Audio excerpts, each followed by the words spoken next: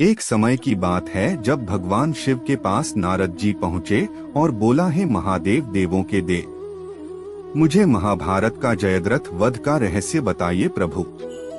तब भगवान शिवजी बोले, कथा इस प्रकार है। एक दिन जब पांडव निर्वासन में थे, पांडव भोजन इकट्ठा करने के लिए शिकार पर गए। उन्होंने द्रौपदी को आश्रम में अकेला छोड़ दिया और ऋषि त्रिनबिंदु और धौम्य से उसकी देखभाल करने का अनुरोध किया। उस दिन जयद्रथ ने द्रौपदी को देखा और अपने मंत्री कोटिकस्य को यह पूछने के लिए भेजा कि वह कौन है। कोटिकस्य उसके पास गए और उसकी पहचान जानने के बाद जयद्रथ को बताया कि वह पांडवों की पत्नी द्रौपदी थी। जयद्रथ अपनी पहचान जानने के बावजूद द्रौपदी के पास गया और उससे विवाह करने का प्रस्ताव रखा।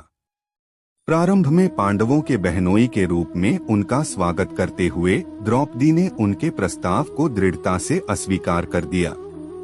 क्रोधित होकर जयद्रथ ने द्रौपदी का अपहरण कर लिया और अपने राज्य की ओर बढ़ने लगा।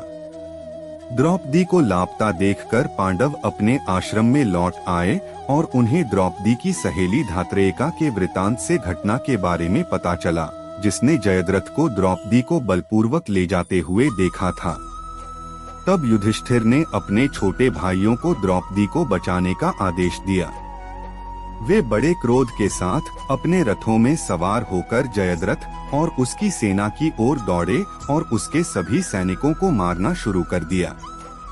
जब सिंधु के राजा जयद्रथ ने देखा कि उसके योद्धा मारे गए हैं, तो वह चिंतित हो गया और असमंजस में द्रौपदी को वहीं छोड़कर अपनी जान बचाने के लिए भाग गया। युधिष्ठिर द्रौपदी के साथ लौट आए और अपने भाइयों को जयद्रथ का पीछा करने का आदेश दिया, लेकिन उसे मार नहीं डाला।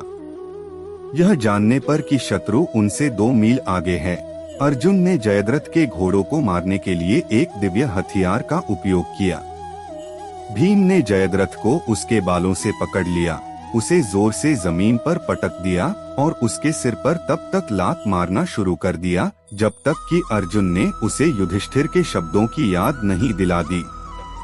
अपने क्रोध को दबाते हुए भीम ने राजकुमार के सिर के बाल मुंडवा दिए और कई स्थानों पर 5 बाल छोड़ दिए। उसे रथ में जंजीरों से जकड़कर वे अपने अन्य भाइयों के पास लौट आए और द्रौपदी से जयद्रथ के भाग्य के बारे में पूछा। द्रौपदी अपनी भाभी के बारे में सोचते हुए सुझाव देती है कि उसके साथ पहले से ही एक दास की तरह व्यवहार किया गया था और इसलिए दया के कार्य के रूप में उसे रिहा कर दिया जाना चाहिए। अथ दयालु युधिष्ठिर को प्रणाम करके जयद्रथ अपनी राजधानी में लौट आया। एक बार फिर मुनिवर नारद भगवान शिव से पूछा, है प्रभु कृपा निधान, तब आगे क्या हुआ? फिर कहानी को आगे बताते हुए भगवान शिव ने बोला, है नारद, आगे की कहानी इस प्रकार है। द्रोणाचार्य ने जयद्रथ को अर्जुन से बचाने के लिए 3 व्यूहों के संयोजन की व्यवस्था की। शकट व्यूह, गाड़ी का निर्माण, सूचमुख व्यूह, सुई का गठन और अंत में पद्म व्यूह, कमल का निर्माण। भीम, सात्यकी और अर्जुन ने कौरव सेना को छिन्न भिन्न कर दिया। लेकिन जब एक के बाद एक योद्धा जयद्रथ की रक्षा के लिए पीछे हटते गए, तो यह स्पष्ट हो गया कि अर्जुन सूर्यास्त से पहले उस तक नहीं पहुंच सके। एक चरम क्षण में जब सूर्य लगभग अस्त हो चुका था और अर्जुन और जयद्रथ के बीच हजारों योद्धा अभी भी थे, कृष्ण ने सूर्य को रोशन करने और सूर्योदय का भ्रम पैदा करने के लिए अपना सुदर्शन चक्र भेजा। कृष्ण योद्धा अर्जुन की हार पर खुशी मनाते हैं और उसके आसन्न दहन की प्रतीक्षा करते हैं। जया को राहत मिलती है कि वह बच गया और अभिमन्यु का मजाक उड़ाने के लिए संरचना से बाहर आती है। अचानक सूर्य एलियंस के तांडव से मुक्त हो जाता है और कृष्ण छुपे हुए जयद्रथ की ओर इशारा करते हैं। अर्जुन से कहते हैं कि वह उसे गले लगाए और जयद्रथ के पिता की गोद में गोली मार दे। अर्जुन ने तुरंत जयद्रथ पर एक दिव्य हथियार चलाया, जिससे उसका सिर धड़ से अलग हो गया। जयद्रथ का सिर तीर से युद्ध के मैदान से बहुत दूर ले जाया गया। अंत में उसके पिता वृद्धक्षत्र की गोद में गिरा। 5 उनके पिता को वरदान दिया गया था कि जो कोई भी उनके बेटे के कटे हुए सिर को जमीन पर गिराने के लिए जिम्मेदार होगा, उसका सिर 100 टुकड़ों में फट जाएगा।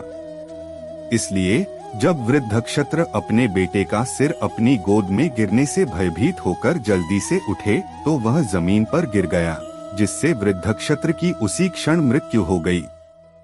और भगवान शिव ने कहानी को समाप्त किया और नारद जी से आग्रह किया कि हे मुनिवर, यह कहानी एक प्रेरणादायक कहानी है। इसे आप पृथ्वी लोक में जाकर समस्त मनुष्य जाति को बताएं ताकि उनके जीवन में यह कहानी प्रेरणा स्रोत रहे। और मणिवर्णा रात भगवान की यह कथन सुनते हैं पृथ्वी लोक को प्रस्थान किया। ऐसी रोचकता भारी कहानी व ज्ञानवर्धक बातें सुनने के लिए हमारे इस चैनल को लाइक और सब्सक्राइब करें, साथ ही बेल आइकन के बटन पर प्रेस करें। हम आपके लिए नए नए वीडियो इसी प्रकार लाते रहेंगे। धन्यवाद दोस्तों, आगे की कहानी नेक्स्ट वीडियो में सुनाया जाएगा।